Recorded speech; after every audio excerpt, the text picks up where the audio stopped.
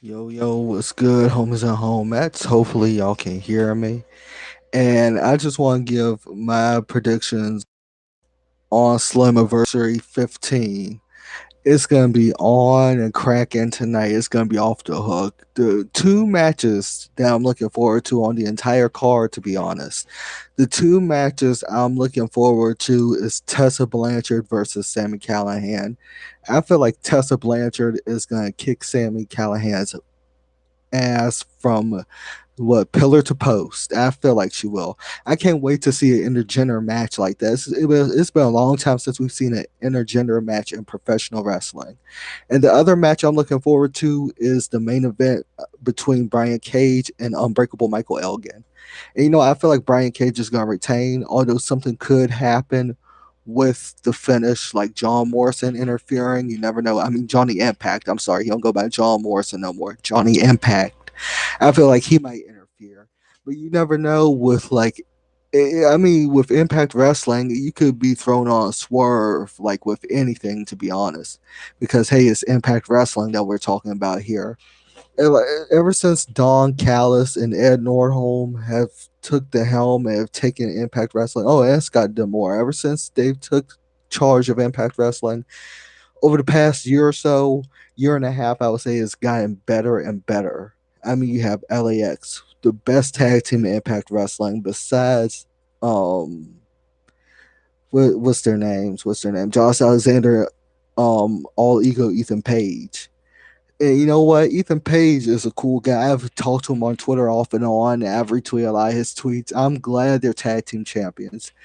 But you know what? I can't wait to see because I'm pretty sure they have a match. Yeah, the North versus LAX versus the Rascals in a three-way dance, a three-way tag team title match for the Impact Tag Team titles. I can't wait to see that match. I know it's gonna be on. I know it's gonna be off the hook. It's gonna be good. I know it's gonna be good. And that's one of the matches I'm also looking forward to. Cause I mean, like I said, Ethan Page, he's a great up and coming wrestler. He's been wrestling for years, but he's really shined in Impact Wrestling over the past 6 months. He really has. And as far as Moose versus RVD goes, I mean, it might be a pretty okay match if that. But I'm not really looking forward to Moose versus RVD. First of all, RVD is getting older. Yes, he's getting older, and he's not in his prime no more. And no shade to Mr. Monday Nights, no shade to the whole effing show, no shade to Rob Van Dam. But I mean, he needs to get into the gym. He needs to do something, get into better shape, and like for his health. Because Shawn Michaels is in his 50s, and if Shawn Michaels is in better shape than RVD, then something's wrong. Because RVD is like in his 40s, mid 40s, I'd say. But he can still go in the ring, yes. But I just would like to see him in better health, so health problems don't arise later on in his life, you know. But as far as Moose goes, as far as he goes, he should be world champion. To be honest, he should be in a world title picture. Moose not being in a world title picture is a travesty in itself. And I've been saying this ever since. I think I've been saying this for as long as I've done Impact Wrestling reviews. I always lay like the names of the top tier guys that should be in the world title picture or that should have the world championship. Killer Cross, Johnny Impact, Eddie Edwards, Brian Cage, Unbreakable Michael Elgin. That's five that I've listed already. Moose is six. And there's a variety of wrestlers that should be those six should be in the world title picture. All six of them should have held world title gold by now, especially Moose. Especially Moose. He's busted his ass for Impact Wrestling over the past 3 years, I would say. He debuted about 3 years ago, I would say. July 2016, somewhere in July 2016, because I used to watch Moose on Ring of Honor. I used to watch him in Ring of Honor when he was managed by, what was his name? Stokely Hathaway. Yeah, he was unstoppable then. He was unstoppable, hella unstoppable. And with him being Impact Wrestling, you think he would have been booked right. And he was booked right pretty much for the most part, I would say. Well, I would say he was booked decently, maybe the first year, year and a half. He was a two-time Impact Grand Champion, and that belt's retired. If that belt was still around, he would have held that title many, many more times. But Moose should be world champion. Honestly, I genuinely feel like that. because he's put a lot of time, he's put a lot of effort, he's put a lot of dedication into his craft, and he's really honed his craft. He really has. And I feel like he should be world champion. I really do. That's just my thoughts on it. That's just my thoughts on it.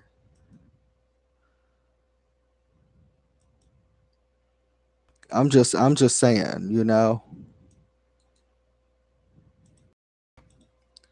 But as far as the Tessa Blanchard match, Tessa Blanchard versus Sami Callihan, I am looking forward. I'm so looking forward to that.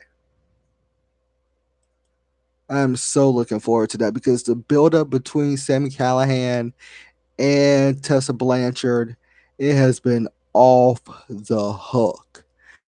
It has definitely been off the hook. And I'm saying the feud, the way they've been building up this feud and the highlights and the video packages that I've seen have been great. And I've genuinely enjoyed them. I have genuinely enjoyed them. And I really want Tessa to win tonight. I want Tessa to win so bad. I mean, hey, okay. And you know what? I know I shouldn't be saying that, but she is. I feel like with her, she reminds me, she's like the second coming of China, aka Joni Laura. I hope I'm saying that right. I hope I said China's name right. But she is like the second coming of China in a way, I feel like. But I want to see her win. I want to see her win.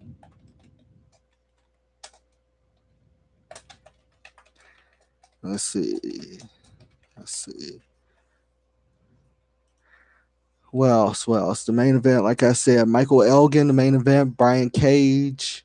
Can't wait for that match. That match is going to be great. It's going to be off the hook. I'm definitely enjoying it. Now, Brian Cage and Michael Elgin, both of them have been built right. Michael Elgin came in like a house of fire, and him directly going for Brian Cage and the world title, smart move on Impact Wrestling's part. Smart move. Very smart move. That's how you book somebody. That's how you book somebody.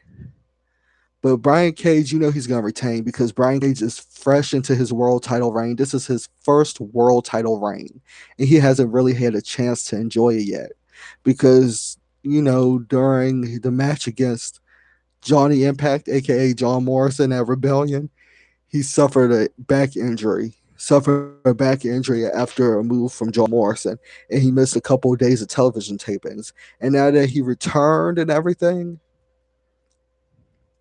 not too long ago, which is good. But since he's returned not too long ago, I can't wait to see what happens. I can't wait to see what happens next with his world title reign. To end his world title reign too soon would be stupid on Impact Wrestling's part.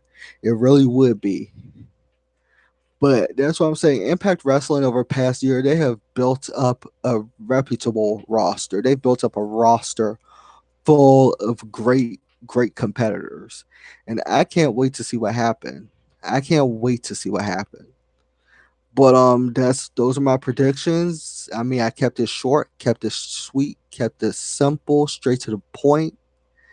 But hey, there's gonna be a lot of great matches at Slammiversary tonight, and I cannot wait for a show kickoff. It's gonna kick off in what, about 4 hours from now?